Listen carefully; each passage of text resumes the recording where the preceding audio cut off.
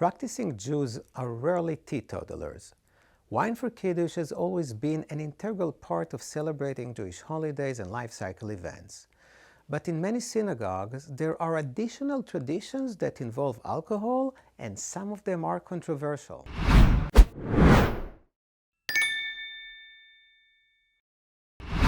My grandfather and grandmother died a year apart when I was in high school.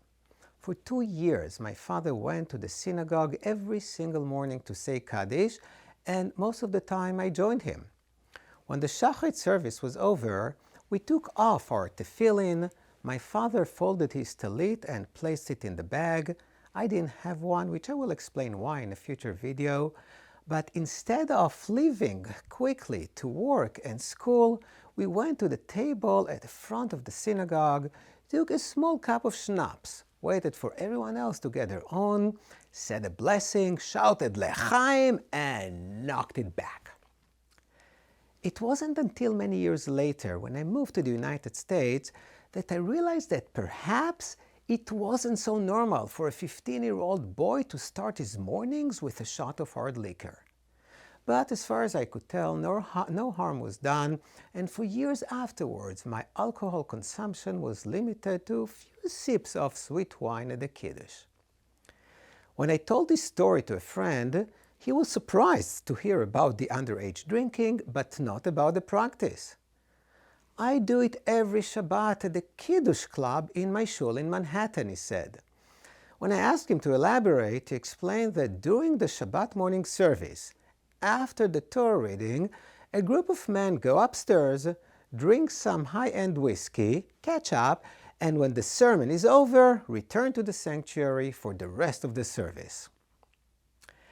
I learned that Kiddush clubs are quite prevalent in synagogues in the United States and Canada.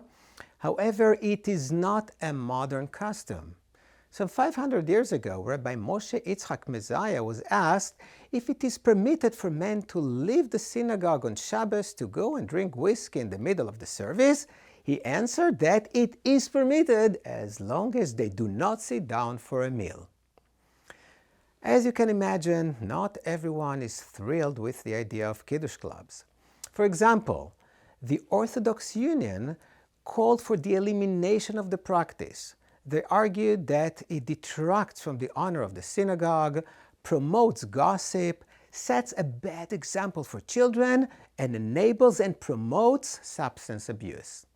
Yet, there are many who love this idea, and there is even an organization, IKC, the International Kiddush Club.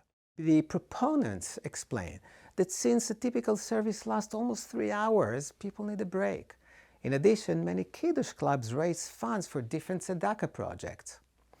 In my humble opinion, as long as one doesn't come to synagogue only for the drinks, in some places they are called JFKs, just for Kiddush, drink in moderation, and then watch the Rabbi's sermon later online, there is little harm in this ancient tradition. After all, Kiddush clubs bring people into the synagogue and promote camaraderie and tzedakah. L'chaim. See you next week.